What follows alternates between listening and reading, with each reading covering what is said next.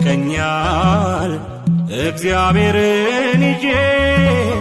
እርሱን ተመርኩዤ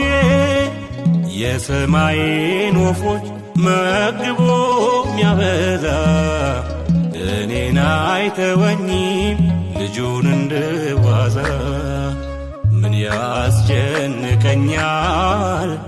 እግዚአብሔርን ይዤ እርሱን ተመርኩዤ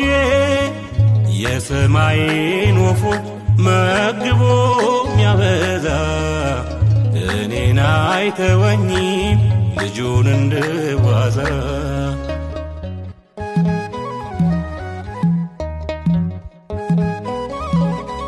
እጅግ የምበልጠው ከፍጥረቱ ሁሉ ደግሞ እንደሚወደኝ ነግሮኛል በቃሉ አንድም ለማልጨምር ከንቱ ነው ጭንቀቴ